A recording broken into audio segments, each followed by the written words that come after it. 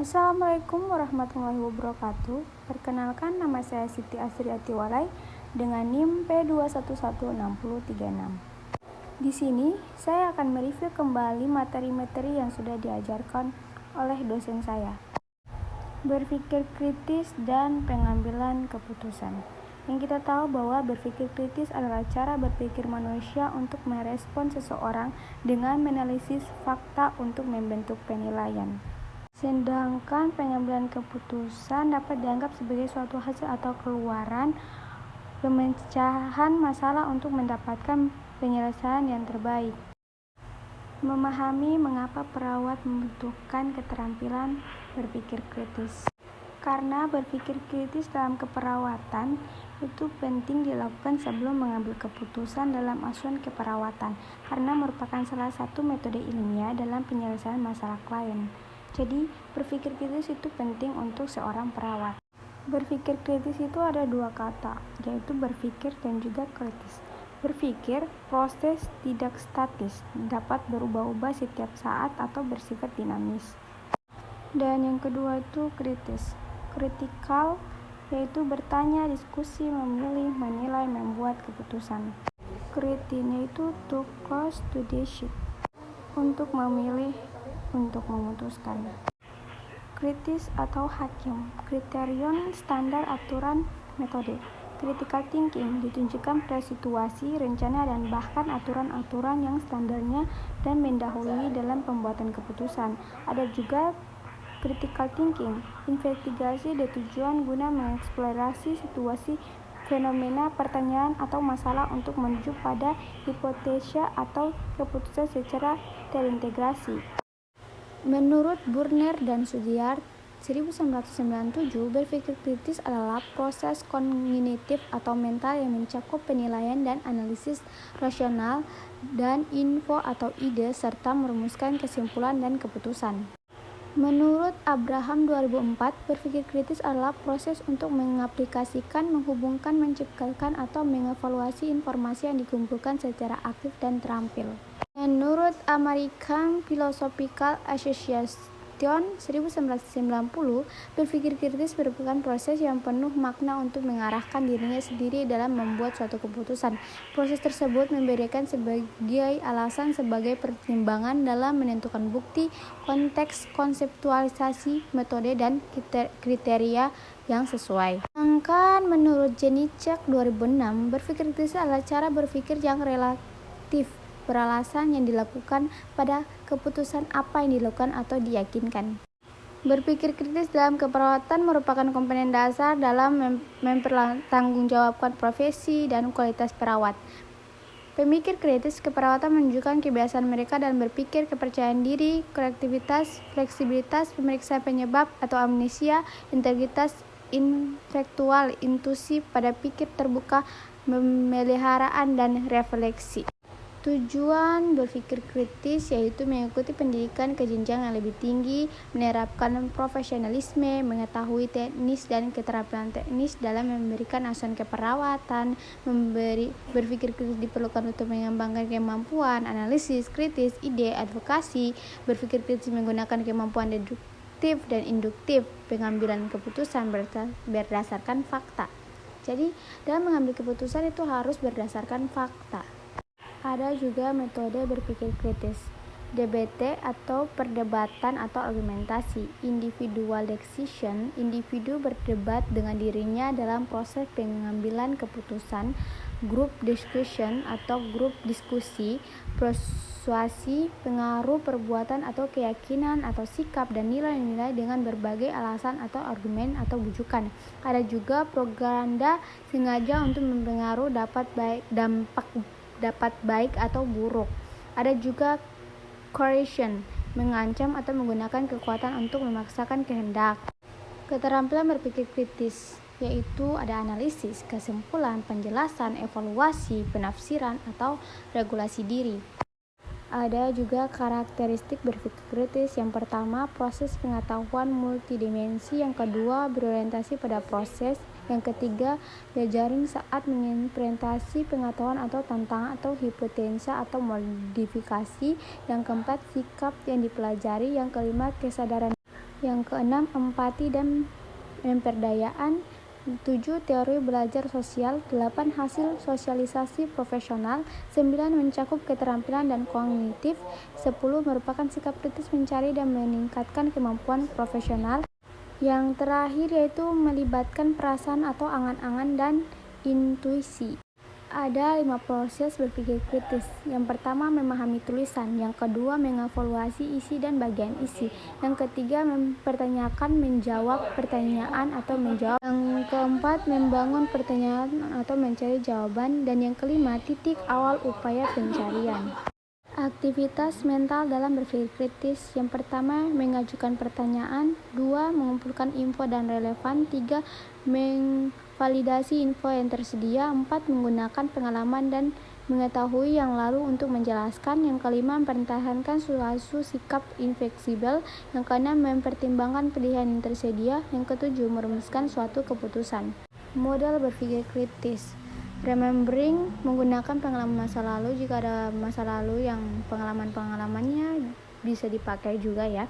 Yang kedua, repeating, semakin sering berpikir kritis semakin mudah mengambil keputusan. Ada juga reasoning, keputusan didasari atas berpikir kritis atau pertimbangan akurat.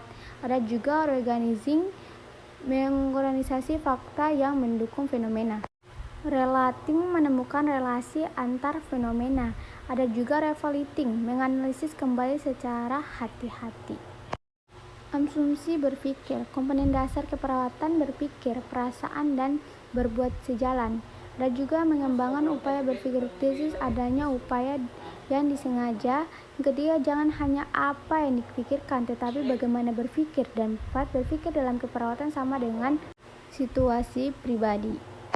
Berpikir kritis dalam keperawatan. Perawat setiap hari mengambil keputusan. Perawat harus menggunakan keterampilan kritis, yaitu menggunakan pengetahuan dari berbagai subjek dan lingkungan.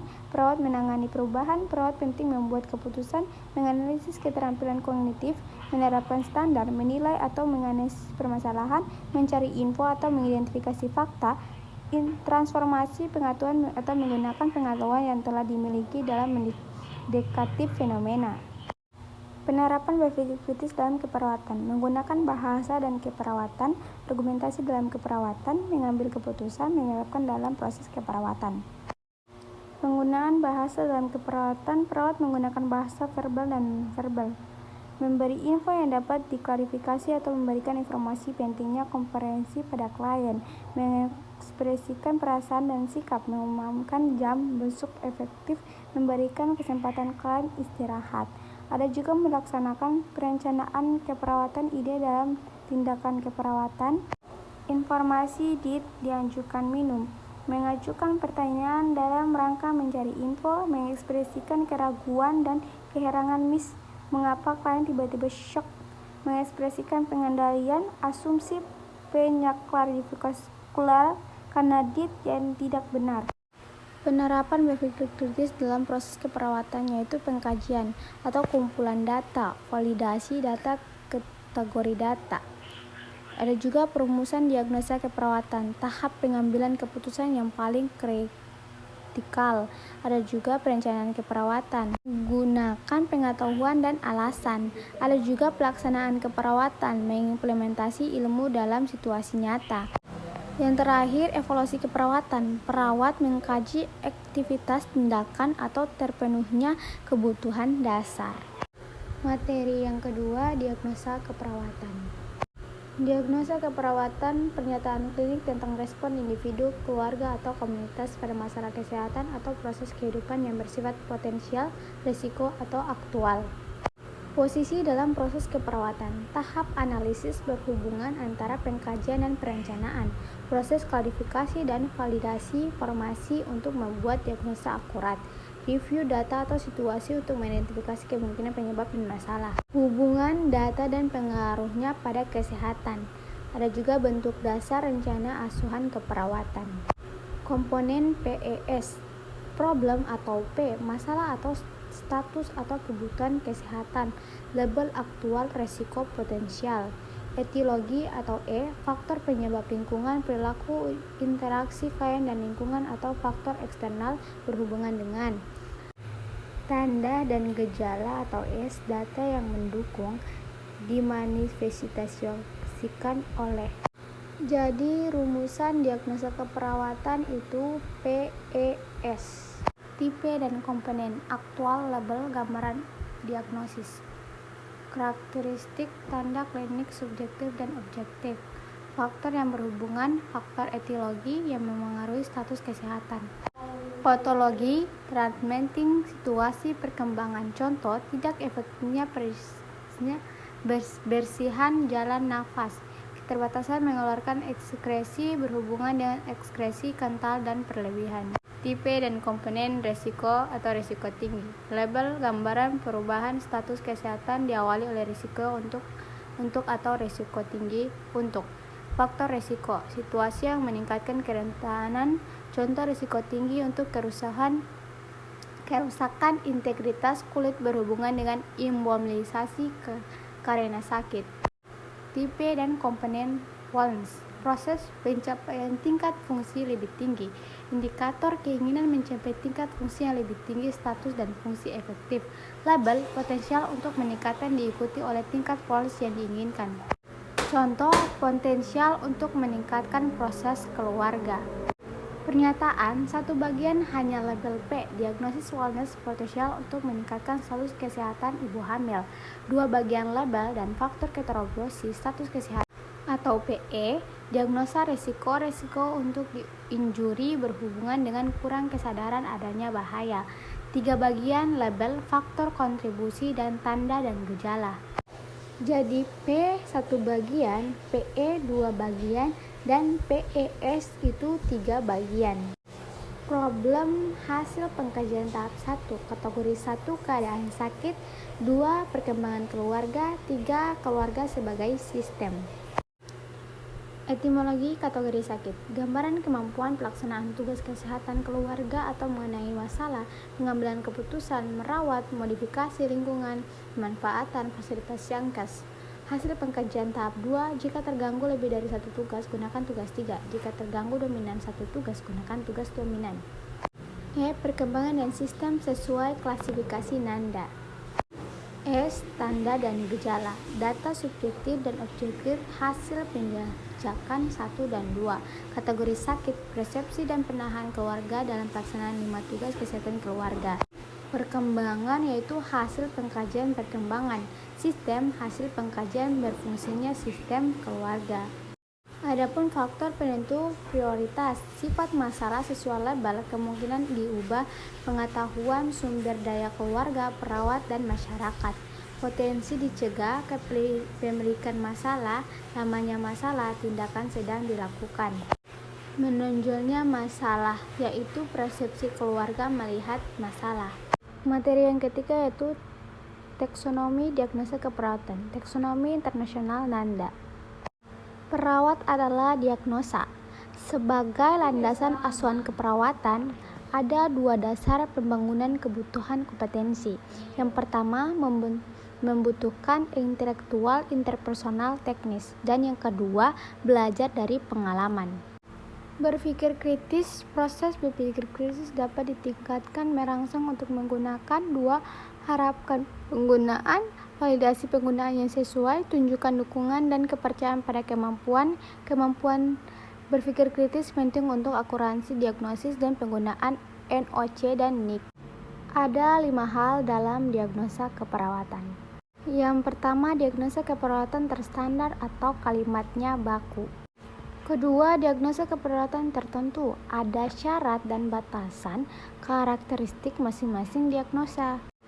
Ketiga, tidak ngawur atau tidak berdasarkan feeling atau kayaknya. Yang keempat, tidak dibuat sendiri atau sesuai dengan daftar diagnosa Nanda. Dan yang kelima, identitas, tidak bisa mendiagnosa Anda bukan perawat. Prinsip diagnosa atau pengkajian. Jadi tidak ada pengkajian berarti tidak ada diagnosa. Pengkajian tidak lengkap berarti diagnosanya salah. Pengkajiannya lengkap belum tentu diagnosanya benar. Nanda 1, Taksonomi 2, 2018. 1998 Pola Kesehatan Fungsional Gordon, beradaptasi untuk menciptakan taksonomi 2. Ada 13 domain, 47 kelas, dan 206 diagnosa keperawatan. Diagnosa Nanda Asosial Diagnosa Keperawatan Amerika Utara. Diagnosa versi Nanda yang sekarang disusun sesuai dengan taksonomi atau urutan. Kode diagnosa 5 digit dan multiaksial, aksi 1 sampai aksi 7. Tujuan mudah digunakan, mudah dipahami, dan fleksibel untuk dirubah dan dimodifikasi. Seperti gambar yang ini, ada domain kelas 1, kelas 2, kelas 3, kelas 4, dan kelas 5 dalam diagnosa Nanda. Jadi ada 13 domain, 47 kelas, dan 206 diagnosa keperawatan. Seperti gambar itu, kalian bisa lihat ya. Ada 7 aksis. Aksis 1 konsep diagnosa, aksis 2 subjek yang sakit, individu, keluarga, kelompok. Ada aksis 3 penilaian, terganggu, tidak efektif, dan lain-lain. Aksis 4 lokasi, jantung, pulmo, eksterminal. Aksis 5 usia janin, bayi, dewasa, lansia. Aksis 6 yaitu kronis, akut, entertainment, kontinu. Aksis 7 status diagnosa, aktual, promosi, resiko, potensial. Jadi ini contoh diagnosa keperawatan. Harus ada data, etimologi, masalah keperawatan. Kalian bisa lihat gambar di depan ini. Penulisan diagnosa, nyeri akut berhubungan dengan agen cedera. Jadikan prioritas berdasarkan kebutuhan manusia, individu, keluarga, dan masyarakat. Ada kesulitan diagnosa, yaitu tumpang tindih isyarat yang signifikan, mendefinisikan karakteristik untuk diagnosis. Ada juga faktor kontekstual seperti budaya dapat mengubah persepsi diagnosa. Dan ketiga, banyak penelitian telah berpikir bahwa interpretasi kasus klinis berpotensi menjadi kurang akurat daripada yang ditunjukkan oleh data. Mungkin itu saja dari saya. Sekian dan terima kasih. Assalamualaikum warahmatullahi wabarakatuh.